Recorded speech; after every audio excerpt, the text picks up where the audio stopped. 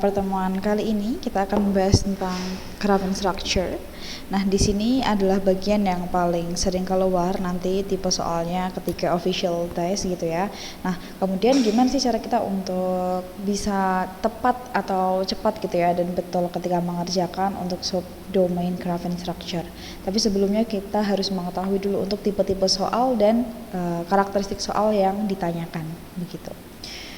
Jadi untuk bagian craft structure itu ada 3 bagian. Yang pertama ada word in context, kemudian ada text structure and purpose, kemudian ada cross text connection. Untuk bagian pertama ya, the word in context. Nah, di sini student will determine the meaning of the high utility academic word or phrase in context or use such vocabulary in a contextually appropriate way. Jadi apa yang dimaksud dengan word in context di sini gitu ya?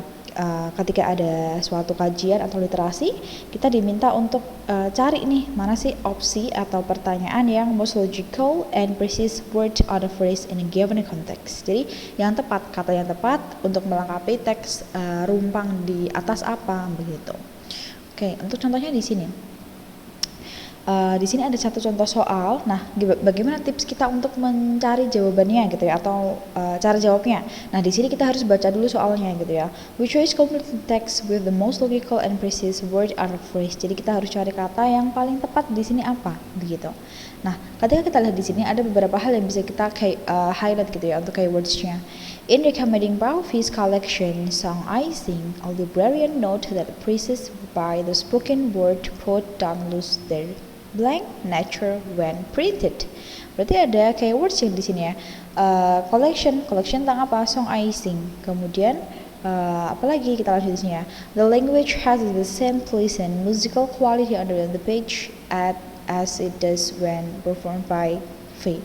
Nah, di sini ada keywordsnya lagi musical, berarti ada 2 keywords yang dia arahnya sama gitu ya. Song I Sing and musical. Otomatis di sini itu pasti jawabannya adalah melodic gitu. Karena tentang musik. Kemudian, how should we determine the most precise word? A precise word is one that means exactly what is short in a given situation. It will fits its sentence perfectly and we encourage the text meanings. The last bit is important. We are not just looking for a word that sounds right or looks good.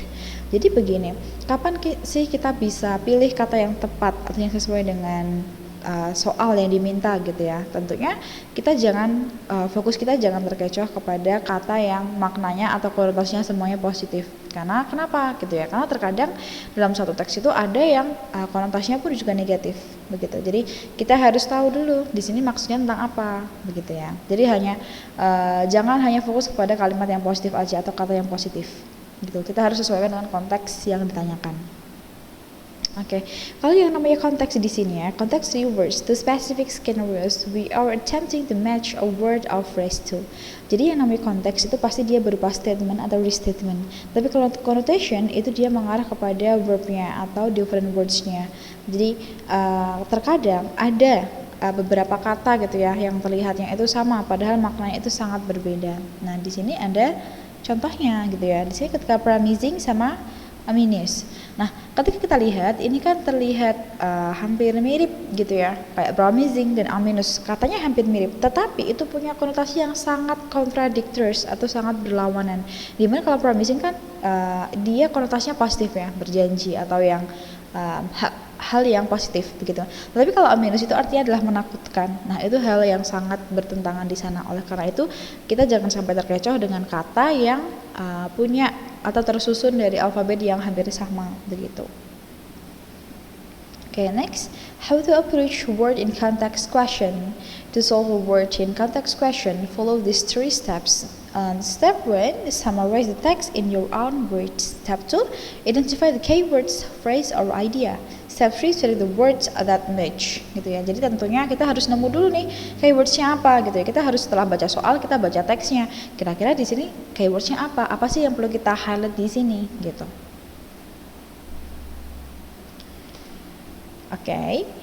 Contohnya di sini gitu ya. As using the text, what does the word quality most normally mean? Nah, quality di sini menggambarkan tentang apa gitu ya. Nah, Ketika kita lihat di sini ya, Jay Gatsby was balancing himself on the dashboard of his car with the resourcefulness of movement that is peculiarly American. That comes, I suppose, with the absence of lifting words in youth and even more with the formless grace of our nervous sporting games. This quality was continually breaking through his punctilious manner in the shape of resilience. Jadi ketika kita lihat di sini ya, quality. Nah, quality itu apa? Gitu ya. Quality adalah sifatnya gitu atau kualitasnya. Nah, kualitas itu dia reverse-nya otomatis ke karakteristiknya karena dia punya kualitas. Jadi dia punya perbedaan di sana, punya karakter tersendiri gitu. Karena kalau standar itu bukan ya, quality itu kan bukan standar, tetapi standar itu jenisnya quality, maka bukan yang opsi B gitu. Accomplishment itu juga bukan, dan prestige itu juga bukan gitu. Jadi ketika kita lihat di sini, dengan membaca teksnya atau vocabulary-nya kita bisa membantu juga gitu. Oke, di sini pun ada word in context top tips gitu ya. Untuk yang pertama, lihat gitu ya, apakah di sini nanti teks yang ditanyakan atau bagian kalimat yang kosong itu yang ditanyakan itu konotasinya negatif atau positif. Kemudian jangan lupa reduce, reuse, recycle. For example, if the missing word is a noun, look for words like this and this in this context. This and this are demonstrative pronouns. Often they are followed by nouns. Kalau this ini untuk singular, sedang kalau this itu untuk plural gitu. Jadi and some words in context question directly after this or this is a synonym for the correct answer. Jadi ada kemiripan ada teks atau kata yang mirip gitu ya dengan teks yang sudah tertulis ketika sebelum blank itu didahului dengan kata this atau this begitu. Oke, ini juga hal yang harus kita perhatikan gitu ya. Don't pick unfamiliar words just because. To raise your change of getting words in context question correct, try this instead. First, eliminate what you can from the words you know. Select an option from what remains. Jadi ketika ini kan ada banyak case gitu ya, ketika mengerjakan tipe soal seperti ini kita itu terjebak pada vocabulary yang kita nggak tahu gitu ya. Nah kalau seperti itu jangan dipilih dulu. Nah kenapa? Karena takutnya nanti kayaknya ini deh aku nggak pernah dengar itu malah jadi hal yang merugikan kita gitu.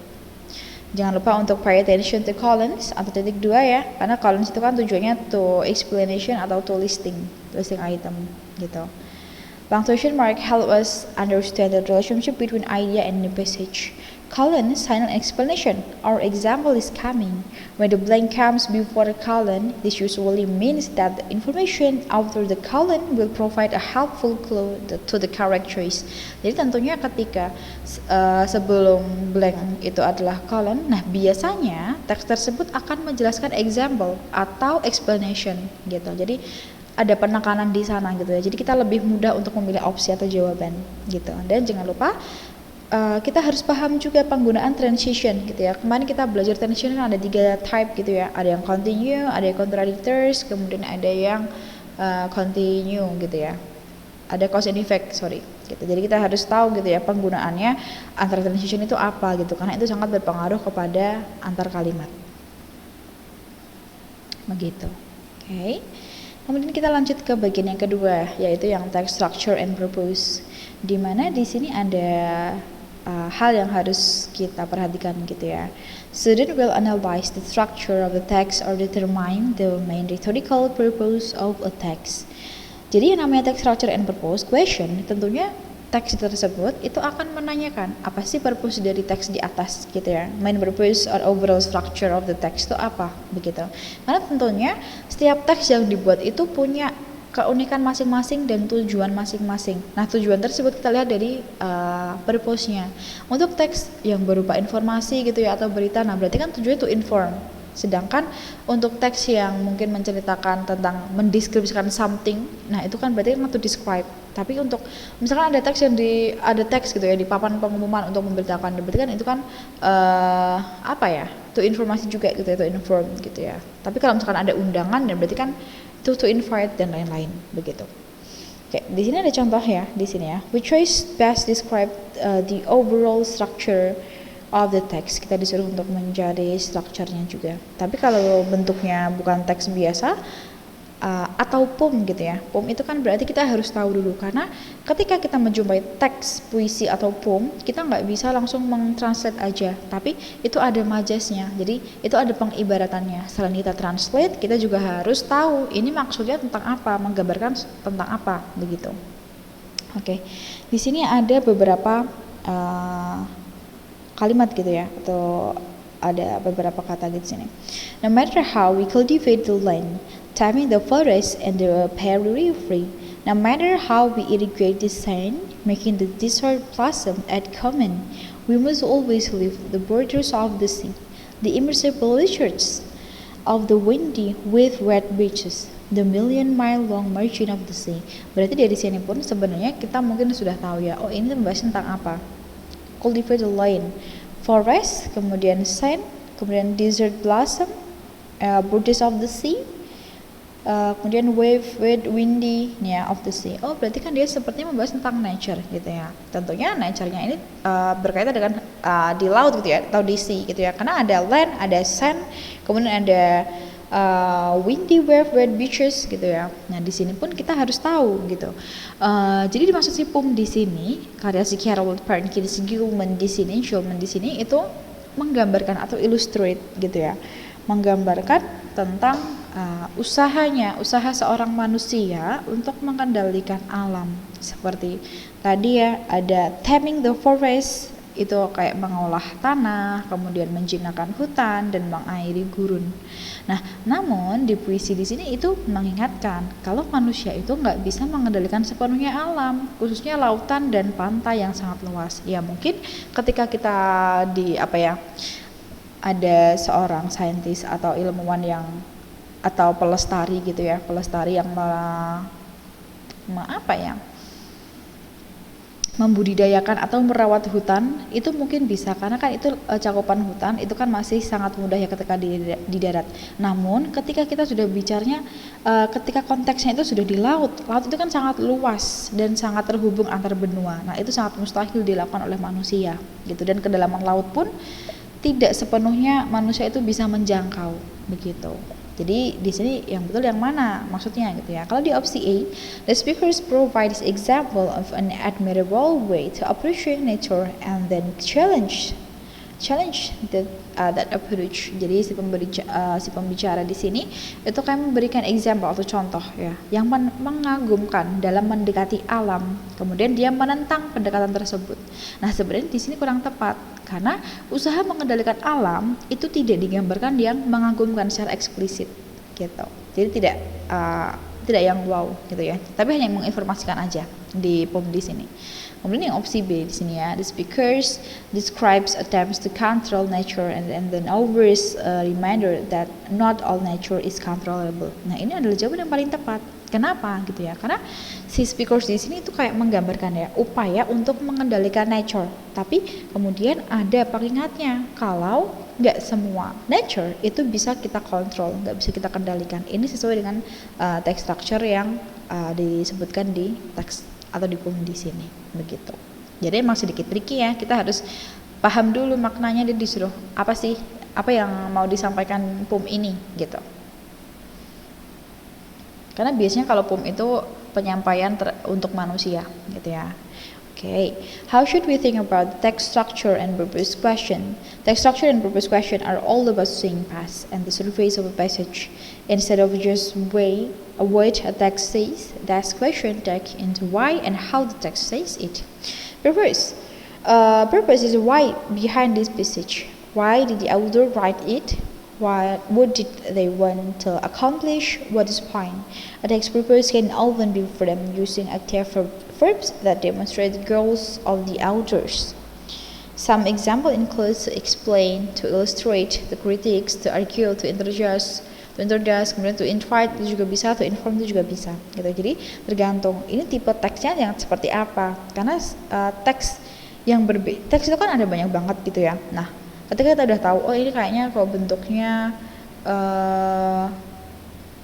laporan ya, atau apa ya, laporan penelitian, research atau apa gitu ya. Biasanya kalau seperti itu untuk to describe new species atau temuan baru atau hal yang berdampak antara apa yang diteliti gitu, atau bisa aja itu bisa untuk to informasi gitu.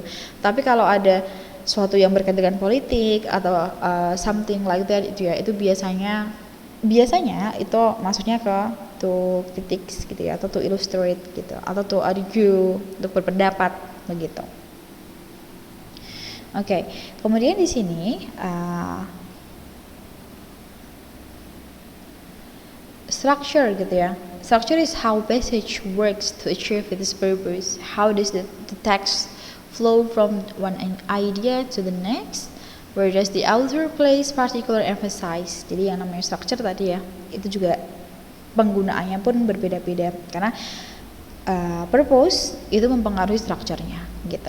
Jadi how to approach text structure and purpose question. And the step 1, identify the text. Step 2, summarize the text. And step 3, test the choice.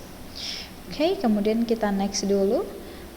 Text structure and purpose tips gitu ya. Yang pertama kita harus stay spesifik. Kenapa? Karena terkadang ketika membaca cerita atau teks yang literasinya panjang, kita nanti akan terkecoh, fokus kita akan buyar gitu ya. Nah, gimana sih tips kita untuk bisa tahu gitu ya, kita fokusnya gimana gitu ya. Dalam satu paragraf itu jangan fokus kepada teks yang detail, karena teks detail itu adalah informasi, yaitu penjelas dari teks kalimat utama sebelumnya atau main idenya gitu. Jadi kita jangan ke distract gitu. Jadi kita harus fokus dan jangan fokus ke bagian kalimat-kalimat yang detail, karena itu adalah kalimat penjelasnya begitu.